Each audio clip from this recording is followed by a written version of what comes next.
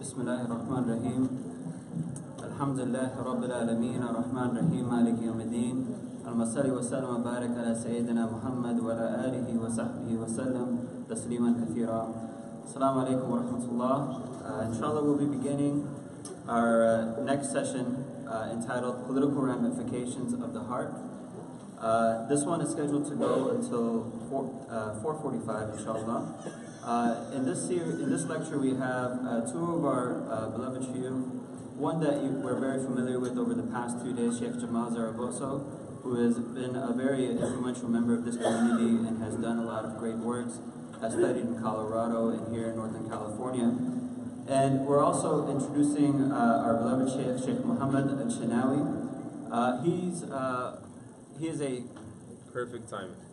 You can just leave it He is one of our beloved shuyukh. He's a graduate from Brooklyn College as well as the University of Medina, where he has studied in the College of Hadith.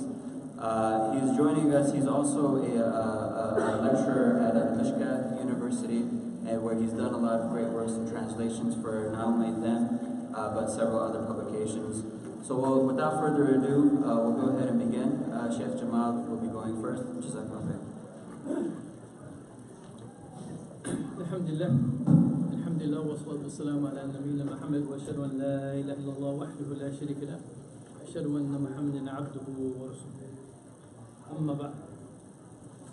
So the title of this topic for today, inshallah, is the political ramifications of the heart.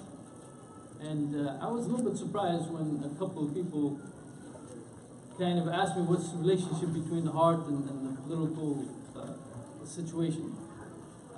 To me, and I'm sure to my fellow speaker here, it's very obvious that there's a direct relationship between the state of our hearts as Muslims and what is happening to us as a Muslim ummah internationally, what is happening to us as a Muslim ummah within ourselves, what we're doing with respect to each other within the Muslim ummah. And there's, of course, a hadith that I'm sure we're all very much familiar with. We've probably heard it many times by now, where the Prophet ﷺ is speaking to a Sahaba and telling his Sahaba that soon there's going to come a time in which essentially your enemies are going to come upon you, going to be attacking you like people being invited to eat from a plate. So basically the description is, as if they are going to tear us apart, essentially. And when the Prophet ﷺ was asked, وَمِنْ قِلَّةٍ نَحْنُ يَوْمَئِذٍ, when the Prophet ﷺ was asked, is this because we are going to be small in number? In other words, could the Muslim community, in the thinking of the Sahaba, it's unimaginable that the Muslim ummah is a large ummah, and yet Allah subhanahu wa ta'ala allows the disbelievers to come and attack and rule them or something like that. So they're thinking this must be because the Muslims must be so small and insignificant that this is why they are weak. And in fact, nowadays, many times we talk about the Muslims and we say, we're over 1 billion or whatever the number is now. It seems to grow exponentially daily somehow. And we look at that number as if this is somehow representing Muslim strength. The Prophet ﷺ, when he was asked, are we going to be small in number at that time, the Prophet ﷺ said, "But antum yawmidin kathir." You'll be large in number. You'll be large in number, but the problem is you're going to be like the froth on the ocean. You're going to be just like followers. You have no power, no strength. And Allah has removed actually even the fear of you from the hearts of your enemies. And then the Prophet ﷺ described that Allah subhanahu wa ta'ala, because of the state that you led yourself into, the Prophet ﷺ described, وَلْيَقْذِفَنَّ اللَّهُ فِي قُلُوبِكُمْ الْوَهْنِ. So the Prophet ﷺ said that whole thing, everything behind what is going on has to do with something that is going on in your heart. that Allah subhanahu wa ta'ala has put within your heart al-wahn. That's what led to that situation. And why you have this wahn in your heart, obviously Allah subhanahu wa ta'ala doesn't put that in your heart unless you deserve it. You're moving away from the deen, you're ignoring the deen, and in particular, when he is asked what you mean exactly by al-wahn, which could imply some kind of weakness, the Prophet ﷺ explained it as hubbud dunya wa karahiyat al-maut. You have such a strong love for this dunya. You have such a strong love for this dunya and such a hatred for death. This is what has put you into this situation, and why Allah subhanahu wa ta'ala has put this disease into your heart.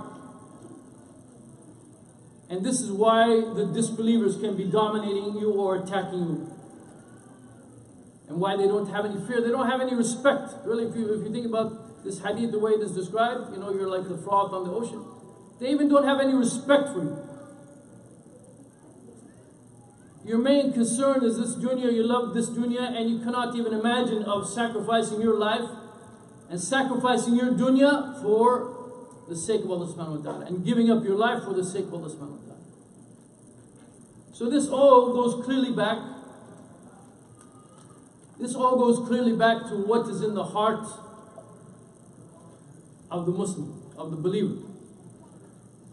And when we try to analyze our situation today and try to understand how, as an ummah, as I said, both internationally and within the ummah as a whole, I think anyone who looks at our ummah will see that we are in a despicable situation.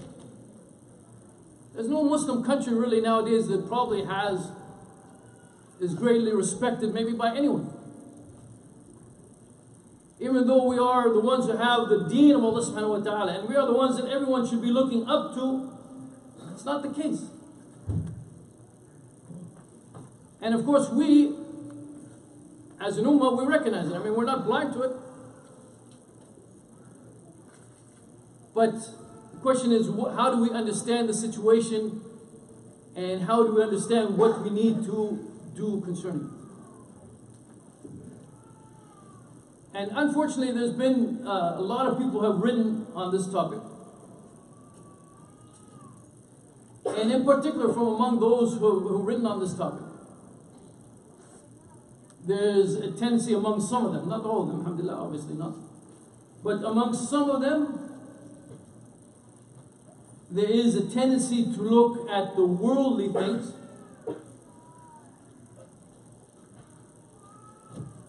and they're not concerned about really what's going on within the Muslim. The character, you know, any nation is going to be made up of individuals. And the strength of that nation is going to be determined by the individual strength, the moral strength and the moral fiber of the people who make up that nation. So, just to give a couple of quotes here, there's a number of books written about like what's going to be the plight of the Muslim in the 21st century. One of them, in one of these books, for example, after discussing the weakness of the Muslim Ummah, they said that what lies at the root of the Muslim Ummah is that they need to strengthen. You have like a Muslim Monetary Fund, IMF, and they also have to have a United Defense Force, which they actually called IDF. So, is it for example money that we're not? Is it possibly the case that we are in our situation right now, just because, for example, the money that we have is not just what's my major again? Halal money, pure. I'm an economics major, and the name for that is going around in a circle. The money doesn't just revolve within the ummah, or that we are weak financially. I mean, these are books written by Muslim professors in different universities discussing our plight. Another book that discusses our plight says that the saddest part of our situation is that, for example, the terrorists within the Muslim Ummah, They divert our attention from the real culprit to the irrelevant parties. They make us believe that the West, particularly the US, is responsible for the weakness of Muslims, which is a wrong perception. So they actually start off with something very good here, and that is that for us to blame all our problems on the kuffar, on the West and so forth, this is obviously incorrect. Because we believe in the decree of Allah subhanahu wa ta'ala, and we believe that Allah subhanahu wa ta'ala is controlling the affairs of this existence. So Allah subhanahu wa ta'ala is only going to allow those disbelievers really to have an effect upon us if in reality we are ready and willing to have them affect us. So he starts off with a very good point that we have to look internally if we want to understand what is our problems and what is going on and what are our solutions. We have to look internally. And so they continue. Right after that point that says this is a wrong perception, they said, this was two authors writing together, the real reason for the weakness of the Islamic civilization in the post-colonial period is neither the West in general nor the United States in particular, but the mismanagement of our society's resources and economies by the ruling elites in many Muslim countries. Shaking your head, no? That's the whole problem. Our whole problem is that we have elites, we have powerful people who are mismanaging our resources. That's why the Muslim ummah, this ummah that is supposed to be carrying the message of Allah subhanahu wa ta'ala, this is why this ummah is weak right now. I'm not going to ask for a show of hands how many of you agree with that. I'll just ask my fellow speaker, do you agree with that? Okay, he'll make his own comments in his lecture, inshallah. So, as in the hadith that I quoted earlier, when the Prophet ﷺ talks about this al-wahn, this in our hearts, all of these things, for example, even the mismanagement of our resources. Why do we have elites that are so power hungry and so dunya hungry that they're willing to disobey Allah subhanahu wa ta'ala and mismanage our resources in the way they are? Why do we have non-elites who sometimes for the sake of this dunya are willing to be silent, or even sometimes ulama who are willing to be silent in the face of that if they get some worldly advantage? It's definitely the case.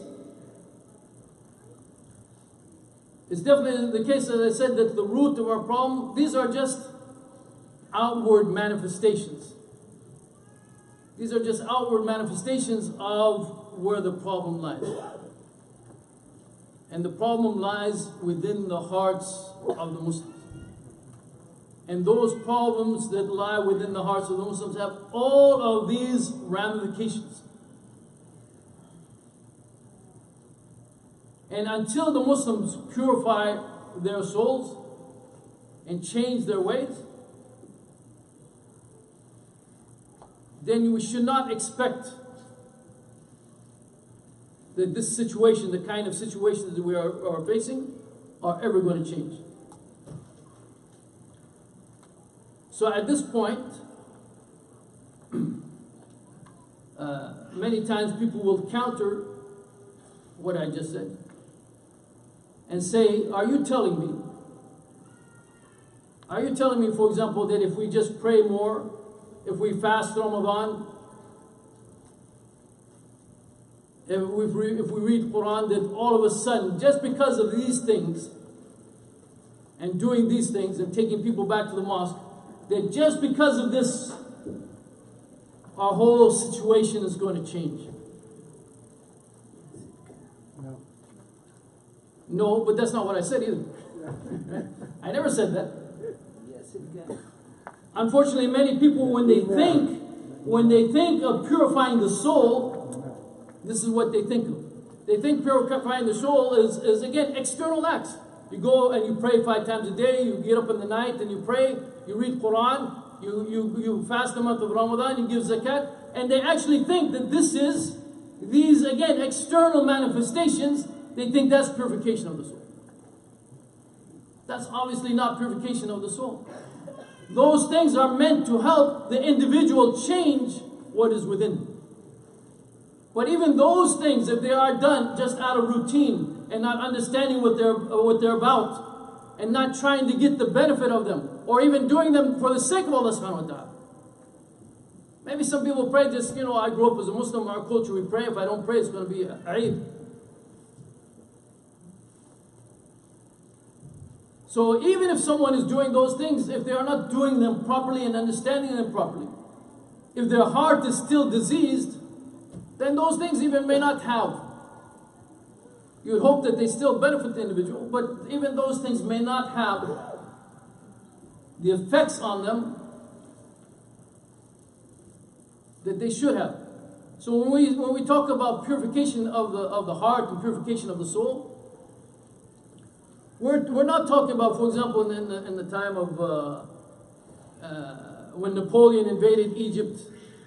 There's a well-known story about a lot of the Shaykh and so forth. They went into the main mosque and they started reading Sahih Bukhari, thinking that by reading Sahih Bukhari, it's such a blessed book that just by reading this, that Allah will protect them and save them from Napoleon's army.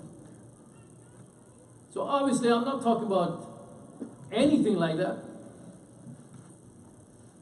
But I'm talking about the fact that if your soul is purified,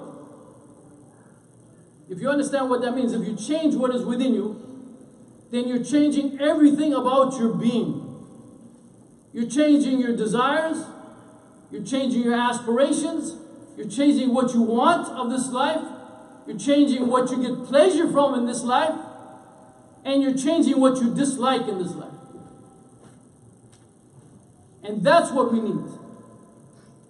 We need this process where our heart is being changed.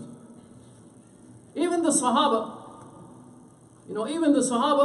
Allah subhanahu wa ta'ala blessed them with, Allah subhanahu wa ta'ala blessed them by bringing them up in the deen and making their deen strong. As Aisha narrated in a hadith, if Allah had just come to them and prohibited khamr right away, they would have responded by saying, I'm never going to give a khamr. You need that iman and that understanding internally before you can really apply it and understand it and have it affect all of the aspects of your life. Because to be frank, nowadays we have many Muslims, unfortunately, who don't really know in their hearts whether they want kufr or they want Islam.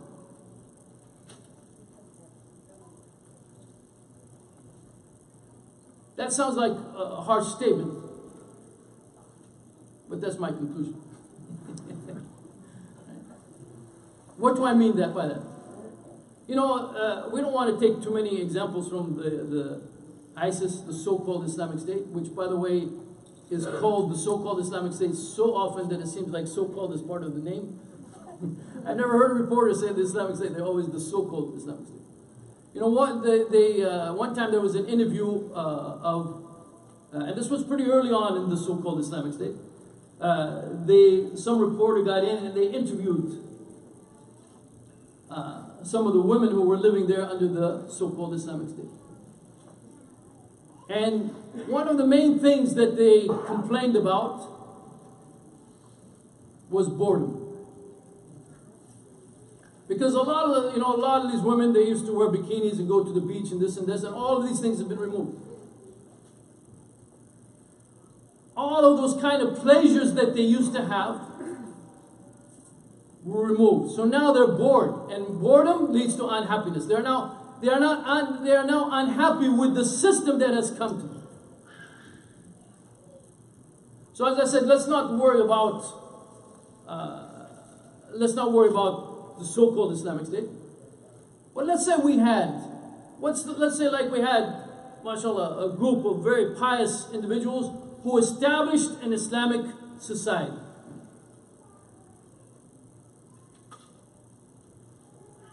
And so now they're changing Muslims from where they are now and starting to create this Islamic society. And then if you remember Shaykh Kamal al-Makki's lecture yesterday about entertainment, So most of the things that we take now as simple entertainment, of course, because most of it comes from the West, most of the things that we take now as simple entertainment and we think, inshallah, this mubah, and we might even have some shuyukh and so forth who call it mubah. Most of those things, as he said, contain lots of filth. Even a comedian, his jokes are filled with profanity, just for the purpose of profanity. Sometimes, by the way, if you listen to a comedian and took out the profanity and actually looked at the jokes, they're not funny at all. But all of a sudden you put beep in there and it becomes a funny joke. So it's filled with profanity and it's talking about things which are disgusting. Video games. How many Muslims are into video games? Show me a video game that doesn't have all sorts of music, that doesn't have women in this kind of position, that kind of position. So suppose we have a righteous group of scholars and say, hey, you know what? This is all wrong. And I challenge any of you to disagree with that this is all fisq. This needs to be removed. So could you imagine in a Muslim society now, if they did this like overnight, how many Muslims would say, hey, don't know, you can't take this away from me. I still want that life. I don't want this pure Islamic life. I still want that life. And that's why, by the way, that's why the kuffar have so much power over us. They have what they call that soft power. We still want this garbage that they are producing. And as long as we want this garbage that they are producing, they will always have power over us. So our state, we're always going to be like the servants and not the ones giving the message that we're supposed to. So until we change what we desire and what we like, we cannot really expect our situation to change. And then now at this point, you all of a sudden always get the same question as well. Get the feeling I've given this lecture before? The ideas. Yeah. So then you get this question at this point like, oh, are you saying that in Islam there's no enjoyment, fun, pleasure, and so forth? You get that question all the time. So the question, so I can tell you, by the way, those true believers, if you read the books of the Salaf, were they in a state of pleasure and enjoyment? They were in a state of pleasure and enjoyment. But we're so far away from them that we don't understand the things that they are being pleased with and enjoying. So what happens when you change? The things that you get pleasure from changes. And the things that you get disgusted with and don't understand why anyone would do that, changes. You know, just like when somebody matures. Like a lot of people, for example, maybe they're playing video games as they get a little bit older, they mature a little bit. And they're like, why was I playing those stupid games? Yeah, not everyone does that, but a percentage of them do it, right? So in their mind, it's like maturity. If you're maturing from an Islamic perspective, those things that are going to take you further away from Allah subhanahu wa ta'ala, those things that have pure fisq in them, those things that have pure things which are haram, those things that don't benefit you at all, you're not going to be able to find enjoyment in them. So you're no longer going to desire them. They are not going to be pleasurable for you. You know, even as a convert from whatever I was before to Islam, that's another lecture. Just as I grew a little bit in Islam, take for example sports, right? If you ask most of the shuyukh, is sports okay? Mubah, watching sports okay? He'll say yes, of course, right? It's very hard for anyone, it's very hard for any sheikh to say, no, actually it's not. Take 3 hours of your life to watch a football game. Let's not even bring in the commercials and the cheerleaders and all that garbage that they bring in. Let's say it's you're right there you have your own box and you're watching the game. 3 hours of your life. You can't get those 3 hours back. What benefit, what did you get out of it? A rational person would say to himself, man, this is stupid. I'm just sitting here really doing nothing, watching this. I'm not really getting, even if there's a few exciting plays, I remember in baseball one time they did, was it baseball or, oh no, maybe it was football. Football is 3 hours, right? And then when they actually took the amount of time that there was players, there was like 10 minutes. The rest of they're in huddle, talking about you and talking about him. Then they go back and run and play. Most, by the way, if anyone's ever played football, half the time, even if you're in the huddle, you're not paying attention to what they're saying. Just figure out, okay, I think I know what I'm supposed to do. Oh, don't get me, by the way, don't get me into cricket. Right? 5 days, break for tea. After the end of the days, it's a draw. Come on now. But someday I should show you my googly. You'll be impressed with that. Those who know cricket know googly, so you'll. So my point is that it's not a question that in Islam there's no pleasure and relaxation. There's all of that. But what do you get pleasure from? That's the question. And that question goes to what's in your heart, how you perceive things. And until that source of pleasure and happiness, until that is really guided by the guidance of Allah subhanahu wa ta'ala, then you still have ways to go, inshallah, to purify yourself. And for us as a ummah as a whole, until that starts to change, where Muslims themselves decide, you know what, I don't want this nonsense. This is not beneficial. In fact, this is harmful. Until we do that, we'll continue to demand all this stuff and do whatever we can to get it. Right? You need American dollars, for example, to buy the latest from Hollywood, so we'll find some way to get American dollars. And so we'll always be under the thumb of others until finally, inshallah, we'll have the strength. We'll have the internal strength to reject those things which are useless and not good, which are being put out in the form of entertainment, and we're spending so much time and energy and money on.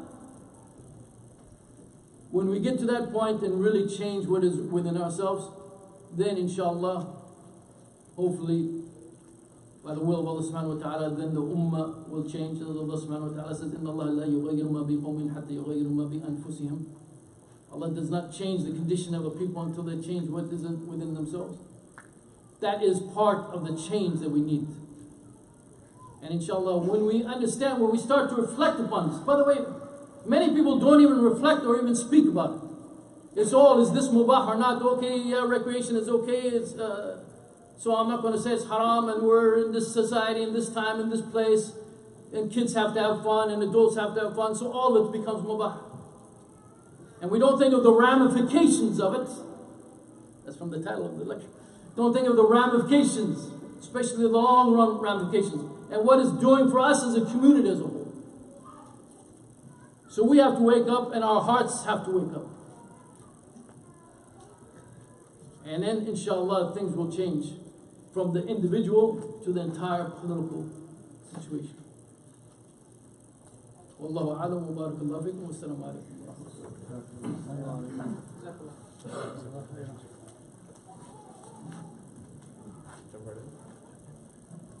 Assalamu alaikum, everybody. The other mic, this echo is very high, right? May I? Sure. Right. Don't give it that.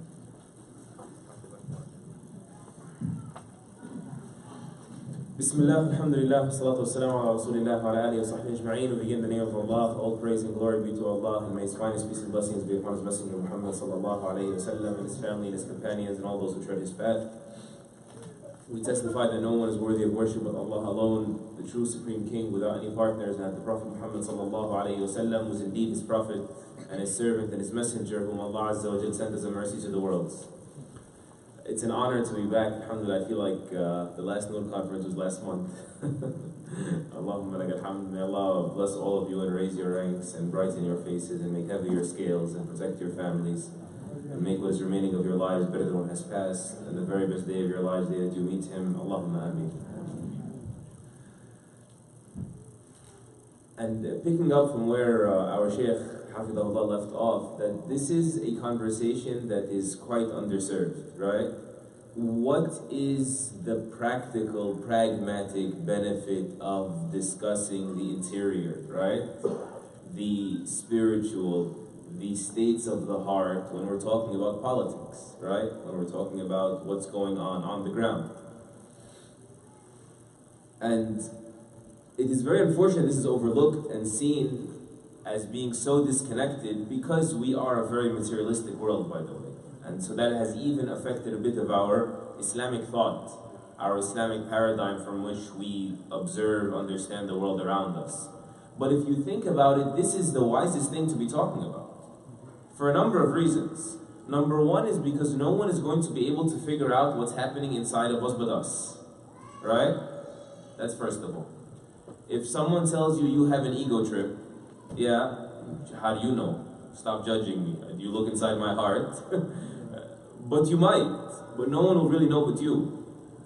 And if there's anything more obese than body weight in the modern world, it's the obesity of our egos, right? And that's something internal. Also, this is the only thing you can really fix. Like, let's imagine we have an external threat. The external threat, number one, will always be there. Will always be there. It's really about your interior, your internal ability to endure it, right? Even Allah Azza wa Jalla says, وَإِن تَصْبِرُوا تَتَّقُوا لَا يَضُرُّكُمْ كَيْدُهُمْ شَيْئًا. If you just endure and remain conscious of Allah, their plots will not harm you. That will always be there. But you just being internally strong enough to not buckle under the pressure, to not get crushed from the external factors. Like, it would be the most ridiculous initiative in the world for you to rid the planet of rapists, right? You talk sense to psychopaths. These external threats will always remain, right? Perverted mentalities, delinquent behavior, that'll always be there. Abusive people will always... It would be far more practical to say, hey, wait a minute, I need to buy some mace. I need to learn some martial arts. I need to change what I'm doing because I can't change others. So that is why it is so relevant to speak about our states internally as an ummah, and even internally meaning spirituality as an individual above all else. Also keep in mind, in Sahih Muslim, the Prophet ﷺ said in a long, beautiful hadith, that I ask my Lord to not destroy my ummah with a widespread epidemic, basically. بِسَنَةٍ عَامَّةٍ. And so He granted me that. He promised that nothing would ever overtake my ummah like a plague that would wipe everybody out. He said, alayhi salatu wassalam, وَسَأَلْتُهُ أَلَّا يُسَلِّطَ عَلَيْهِمْ عَدُوًّا مِّن سِوَى أَنفُسِهِمْ يَسْتَبِيحُ بَيْضَاتَهُم. And I asked Him not to empower anyone against them, this ummah of mine, from the outside that will annihilate them, eradicate the ummah altogether. فَأَعْطَانِيهَا. He gave me that too. وَسَأَلْتُهُ أَلَّا يَجْعَلَ بَأْسَهُمْ بَيْنَهُمْ فَمَنَعْنِيهَا. And I asked Him to not allow our animosities, our hostility, to be among us in fighting, and He withheld that from me. He wouldn't give it to me. That is the fitna of this ummah, right? So there's going to be infighting. That infighting, obviously, divide and conquer is something that everyone knows, that everyone tries to use for good reasons or for bad, but this is just known that smaller subparts break faster. Why do we become weak and more easily broken? You heard the hadith, right? Of Thawban radiallahu anhu, when the Prophet ﷺ said, and there will be weakness inside you. What's that weakness? That you will fall in love with this material world, and that you will not want to depart from it if you're so in love with it. Your obsession with the world will make you dependent on it, and so you will have this hatred of death. And so he pointed out the love and the focus on this world. Basically, what does that mean? That means we're going to start competing in it. And the problem with competing in this world is what? This world is limited, it's finite. So if it's finite, then there's going to be greed. Like, the nature of this world lends itself to the dog-eat-dog mentality, right? There's only so much, there's not enough to go around, if you will. And that's why Allah subhanahu wa ta'ala liberates you from all of that and says what? Seek my mercy, don't seek this world. Yes, live here, enjoy it, it's the vehicle through which you pursue my pleasure, okay. Sustainability projects so you can keep going long term, okay. But don't seek it. It should not be your ultimate aim. Seek me. And when you seek me, there's no more dirty competition, because the mercy of Allah is limited or unlimited, finite or infinite. It's infinite from Him subhanahu wa ta'ala. But if you don't do that, if you fall in love with this dunya, right, that's when you're going to start seeing the power struggles. That's when you're going to start seeing treachery. I'll do it at any cost. I have to get it because I must have it. And interestingly, there's a hadith, the chain is a bit controversial, but some of the scholars consider it acceptable, consider it hasan, where the Prophet ﷺ, he said to us, صَلَاحُ أَوَّلِ هَذِهِ الْأُمَّةِ فِي الزُّهْدِ وَالْيَقِينِ. The strength of the first phase of this ummah, lying at its core, what lays at the core of this strength? Zuhd. Zuhd is what? For you to be disinterested from this world. Yes, you engage it, yes, you live it, but you're not obsessed with it, right? And yaqeen. Yaqeen is conviction. Conviction in Allah Azza wa Jal, in His words, in His promise, in His reward, in His threat. In both of these things, zuhd and yaqeen, these are actions of what? Of the interior. They're not exterior things. Look at an example of this hadith.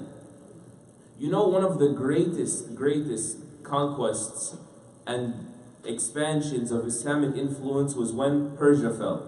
Persia fell, the final battle of the Mada'in, known as Ctesiphon. You know, when the Muslims, Sa'd ibn Abi Waqqas radiallahu anhu, he entered it, they entered basically a room, a ballroom that's as big as this masjid. You know, the whole world was like two superpowers, Rome and Persia, right? So all of the treasures that you could never imagine were ever collected in one place, like a football field, filled with gold and jewelry and feathers and silk and all of that, to the roof. You can imagine what would happen to somebody when they walk in on something like this. Sa'd ibn Abi Waqqas radiallahu ta'ala anhu, he walks in and he sees all of it, and what do? They turn that room into a musalla. He says, who's going to call adhan? Right? Nothing in this world could have held them down, because they had their eyes set on the heavens, right? And so they called adhan and they made that their temporary musalla until they built the masjid in Mada'in. That room, like, get this stuff out of here, we need room to make the stuff. And then Sa'd radiallahu anhu and the Muslims, they step up and they pray, and what do they recite? They recite the ayat in Surah, who remembers? Al-Zukhruf, was it? Or Al-Dukhan? When Allah Azza wa Jal describes how He pulled Pharaoh out of Egypt and out of his treasures, how the tyrant fell, because the tyrant just fell. Allah Azza wa Jal, you can imagine the Sahaba sitting there in the middle of all this fortune, and they were reciting, كم تركوا من جنات وعيون وزروع ومقام كريم ونعمة كانوا فيها فاكهين كذلك وأورثناها قوما آخرين فما بكت عليهم السماء وما كانوا منظرين, to the end of the ayat. Allah Azza wa Jal says, look at how much they left, Pharaoh and his treasures. Look at how much they left of gardens and rivers and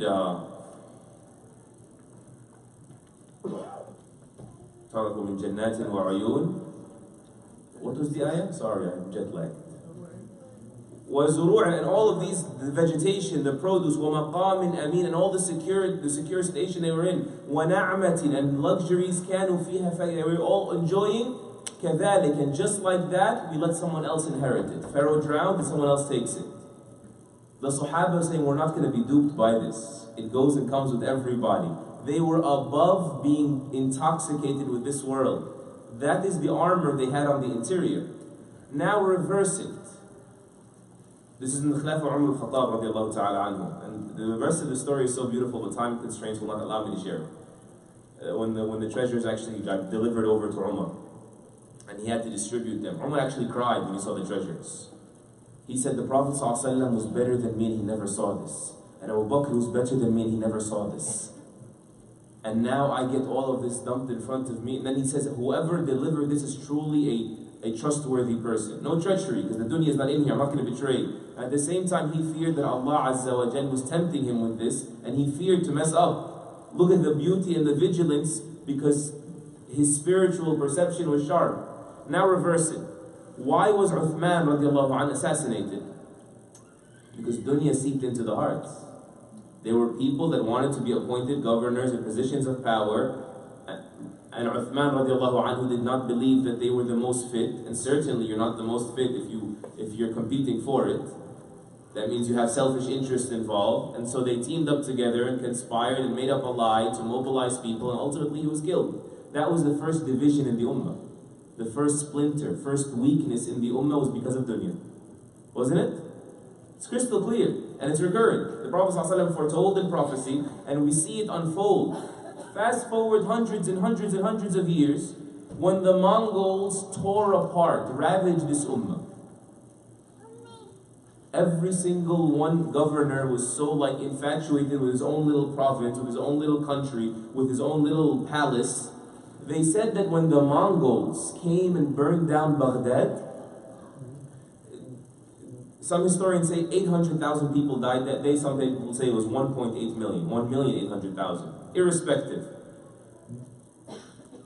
Ibn Kathir rahimahullah says that the Khalifa of Baghdad, when the Mongols entered his city, he was at a party.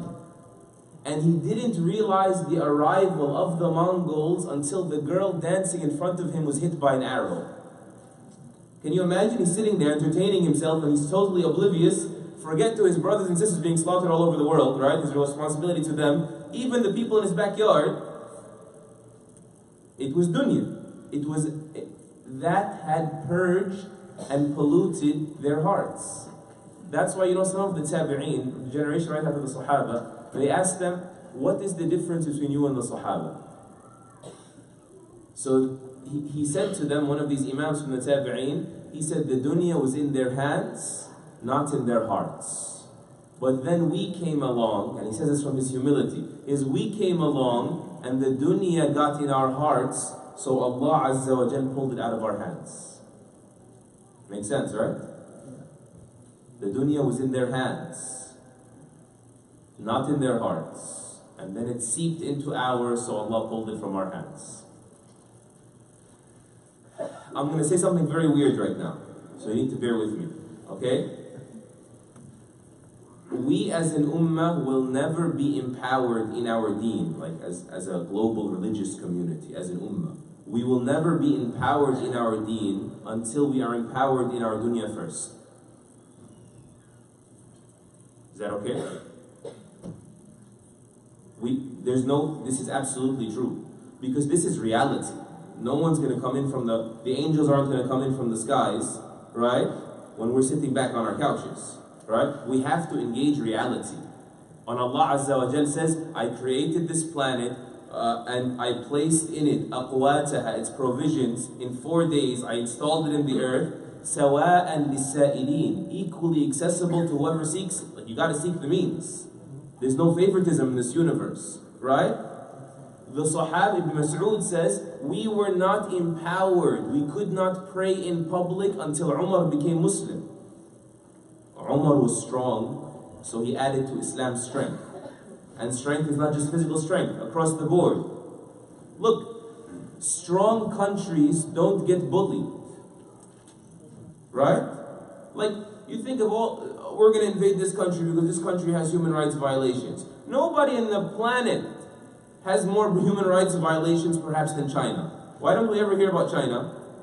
Because strong countries don't get bullied. It's not convenient, right? It's all about politics, really. And so we have to become strong in dunya, but to serve our deen. So until we're strong in dunya, the ummah will not rise the way we want it to rise.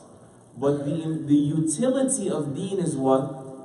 That when we do get strong in dunya, we are not devoured by the temptations of dunya. You know there are tons of Muslims in high places in the United States, but you just don't know they're Muslim anymore. Right? So what's the point of you getting there? What's the point of you having that seat if you've left your Islamic baggage outside? Right or wrong? And so the dunya devouring your deen is why you need to secure the interior. Right? So your greatest fitna in life will not be hardship, it will be success. Right or wrong?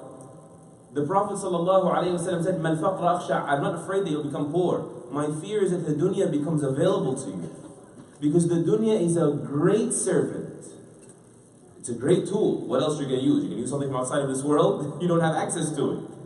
But it's a horrible master. When you become its servant, that's when the fall apart happens. You become dependent on it. You know, Al-Ghazali, rahimahullah, has a beautiful statement, if I can recall it. He says that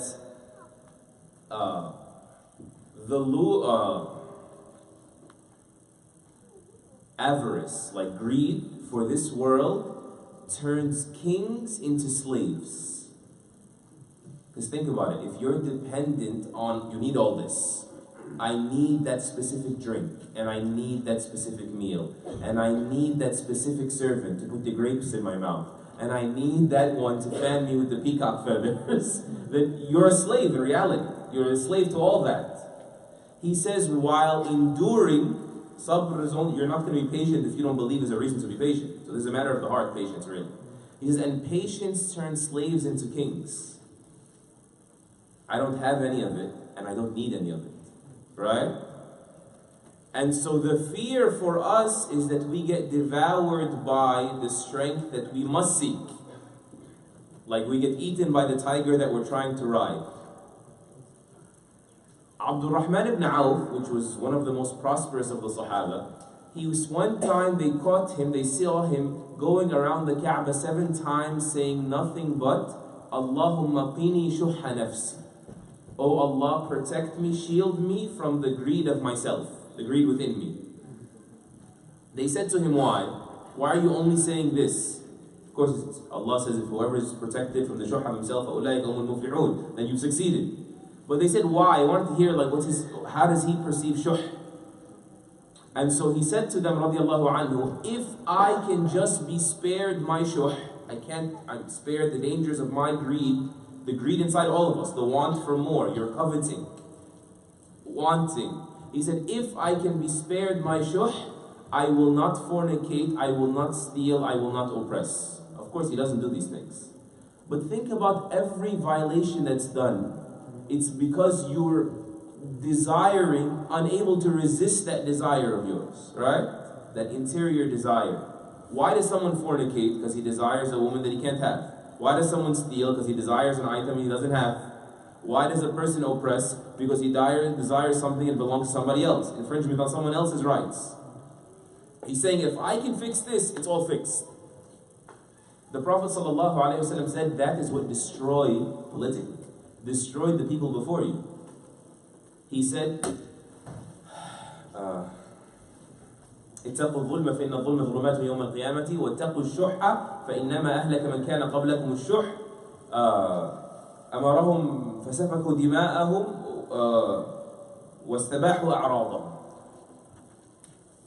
سفكوا دماء بعض واستباحوا أعراض بعض. He said, beware of oppressing each other because this will be a reason for darkness on the Day of Judgment. He says, and beware of shuh, of greed, because nothing destroyed the people before you like greed. How much time do we have left? Okay. I'll try to finish in 10-12 minutes so we can have time for questions for Shaykh Jamaal. On the condition that they're for Shaykh Jamaal. So, notice the connection though. These are not random lists of things you should be worried about. He says, beware of oppression, and then he says, because this is the precursor to oppression. This is the precursor to oppression. He says, and beware of shuh, beware of greed, because greed leads to oppression. Right? I want more, but I can't have more, so I'm going to cross red lines to get more. He says, nothing destroyed the people before you like greed. It got them to spill each other's blood ultimately, and violate each other's honor. And in another hadith, our Prophet ﷺ said to us, دَبَّ إِلَيْكُمْ دَاءُ الْأُمَمِ قَبْلَكُمْ الْحَسَدُ وَالْبَغْضَاءُ وَالْبَغْضَاءُ هِيَ الْحَالِقَةُ لا أقول التي تحلق الشعر ولكن التي تحلق الدين. He says, it has crawled up on you. Even the word dabbali, it has taken subtle steps towards you. The disease of the nations before you. Political. What is it? He said, al-hasad, envy. Envy is you hating that someone else have what you want, isn't it? Wishing they lose it. Or if I can't have it, then no one can. Right? He says, Al-hasad wal-baghdha, and hatred.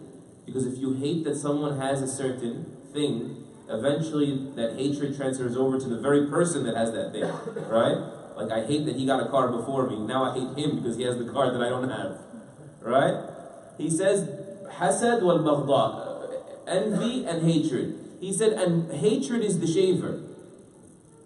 As if to say, and if it gets to the point of hating the person himself, then that's it, that shaves. He said, I don't mean shaves hair, it shaves the religion.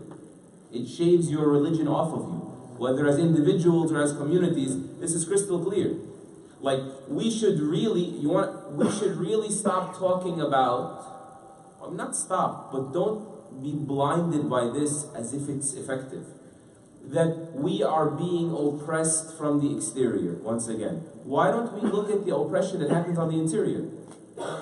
Like, why do we talk about these like failed states in the Muslim world and the power struggles between their leaders? We have power struggles in our own homes, in our marriages.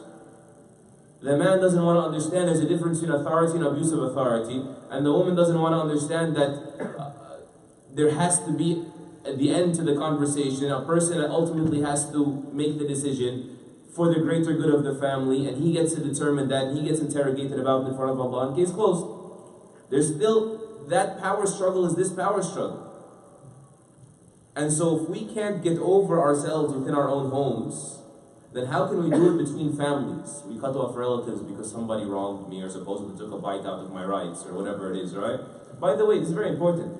Dunya is not just material like food and drink and cars and women. No. Your share of dunya includes the reputation that you're so protective of. Right? That's why I keep talking about ego trips. The ego is the ugliest and most stealthy idol that is worshipped in humanity. Right? You can get past all of them, all those temptations, those lower temptations, but it's just so hard to get over yourself. That's a big challenge. And I'll try, inshallah, in the last 2-3 minutes, talk about some practical steps to start us on this journey. But if we don't get over it inside of our own house on the micro level, then how can we do it between families? And if we can't do it between families, like Shaykh Mohammad was mentioning, then how do we put up with each other in the masajid, right? Where our brotherhood is so fragile that anything could jeopardize it. And if we can't do it between masajid and then inter-masajid, how do we build a coalition of masajid and Muslim organizations? No, my logo is going to be on it. No, your logo is going to be on it. No, how are we going to divide the donations? Right? It really is that simple. Our Prophet ﷺ really left no stone unturned. He gave us the roadmap for everything. And I don't mean to, by the way, to sound like too pessimistic. He also told us how the story is going to end. He told us some people will appreciate his guidance. Enough people will appreciate his guidance enough that they will embrace it and take it seriously and become that embodiment of humility, alayhi salatu wasalam, that they will not boast in the face of others and wrong others and violate others. And then the social fabric will grow. And then synergy will develop. This is all understood from his words, from him, alayhi salatu wasalam. You know, because that's what humility brings, automatically. That's why in Sahih Muslim, the hadith of Riyad ibn Himar, and also Abu Hurairah, they said that the Prophet ﷺ said to us, وَأَوْحَى اللَّهُ إِلَيَّ أَن تَوَاضَعُوا. Allah revealed to me, meaning to relate to you, that you need to all humble yourselves, حَتَّى لَا يَفْخَرَ أَحَدٌ عَلَى أَحَدٍ وَلَا يَبْغِي أَحَدٌ عَلَى أَحَدٍ. What does humility look like? Like again, spirituality is not just, the subhanallah, subhanallah, subhanallah, subhanallah, and the dhikr, and these are all the greatest channels to spirituality. Absolutely. But humility, there's practical humility as well. Right? When Allah Azza wa Jal says, وَإِذَا قِيلَ لَكُمْ ارْجِعُوا فَارْجِعُوا هُوَ أَزْكَى لَكُمْ. When you're told, go back. When you come knock on someone's door and says, now's not a good time. Go back, what is purer for you? Meaning it's purer for you to swallow that pill and say, yeah, the world doesn't revolve around me. I'm not going to take it personal that he didn't open the door for me or answer my WhatsApp message, even if there's 2 blue checks there. Right? Like really, we kind of need to get over ourselves. You want to talk about politics? What is nationalism? What is racism? What is classism? These are all egotism. Because it's about my class, my race, my nation. It all boils down to this. And so he said, humble yourself so you don't boast in the face of one another and you don't violate one another. And so how do you get over yourself? You can't teach yourself to hate yourself. That's, by the way, a mistake that many Eastern philosophies and other religious traditions try to, treat the ego with. Allah gives a much more natural solution for us. Instead of you believing the world revolves around yourself, just start making your world revolve around me. He doesn't tell you to hate the dunya, that is your earth and your sky and your oxygen and your food. He tells you, get to know me, love me more than this dunya. You'll automatically start gravitating away from it. That is done through knowledge, that He's extended that rope, that revelation to you, and through ritual devotion, absolutely. And through abiding by His guidance, subhanahu wa ta'ala. The more we do that, the more Allah Azza wa Jal awakens us to our reality, a beautiful reality, that plateau of human excellence. That's where it comes from. It comes from within. I'll give you just two examples and I'll close. So Yusuf alayhi salam, he saved the world, right? Huge epidemic. Oh, not epidemic, it was a drought. People were going to die. It was going to be an absolute devastating situation.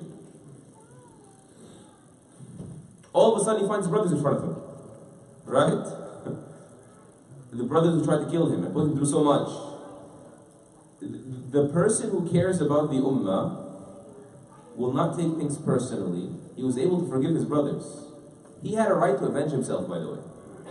But he was able to transcend to something higher for the sake of the greater good, for the sake of something worthier than a momentary vengeance. And interesting, one of the most beautiful things I read about Surah Yusuf is that, he faced so many archetypal tests, like categorical tests. The first test was the test of qadar. You get thrown in the well. You have to be patient, because if you're not patient, you're not going to change anything. So you're forced to be patient. Not all people will be, but I'm saying that's what you need to do. He passed that test. Then he went and he was stuffed in a jail cell, but it was different. He chose to. That was the test of obedience, right? The obedience of Allah's command. So he chose prison. That was a harder test. And then his brothers came back and he chose to forgive and he didn't have to. Because justice is justice. Grace is recommended. It's not mandatory, right? He passed that test, which is even harder. But there was one last test that we all overlook, myself included, until I read it in one of the tafsir. It was so beautiful. He said, before Allah Azza wa Jal, figuratively speaking, I'll remove the word Allah subhanahu wa ta'ala, before the curtains drop on this story, in the very last scene, Yusuf alayhi salam is faced with his last and hardest test, the test of prosperity. He gets reunited with his family, his parents, or his father and his aunt, depending on his caretakers, his brothers, they all make sujood to him. Out of respect, of course. Worship is only for Allah. At that moment, what does he do? That's the hardest test you'll ever see in your life. He turns aside and he says, رَبِّ قَدْ آتَيْتَنِي مِنَ الْمُلْكِ. Oh Allah, you did all this for me. وَعَلَّمْتَنِي, and you taught me interpretation of events, of dreams, in Tawil Ahadith. فَاطِرَ السَّمَاوَاتِ وَالْأَرْضِ. You are the originator of the heavens and the earth. You all put this together for a reason. You do everything. فَاطِرَ السَّمَاوَاتِ وَالْأَرْضِ أَنْتَ وَلِيِّي فِي الدُّنْيَا وَالْآخِرَةِ. This line just blows my mind. I'll be done, inshallah. He says, you are my guardian in this world and in the next. He's saying that in front of who? Even if he can't hear him, in front of his father, who's his guardian. Legally too, Islamically too, that's his guardian, right? When he was still young at least. And he's saying, you're my true guardian in this world and the next. Tawaffani Muslima. Allow me to die Muslim now. Let me pass this final test. Don't let me unravel in the end, just when I'm about to attain the truest victory, not just political victory. When you are there, political victory is just one of the bonuses. Allow me to die Muslim and resurrect me, reunite me with the righteous. That's the first story. To show you the importance of locking our interiors upon that, through ritual devotion, through compliance with Allah's commands. The second one is kind of a reflection of this, about yes, you need to do as part of your Islam, your job, your career path, your talents, capitalize on them with ihsan, with excellence. We are a nation of ihsan. Religiously speaking, we need to excel in these fields. But there's a difference between excelling in your career, excelling in whatever you're good at, and you being driven by that as if it's your goal. Being career driven, being talent driven, fame driven, power driven. And the story for that is Abdullah al-Mubarak, rahimahullah, whose biography is one of my favorite biographies in the Tabi'een.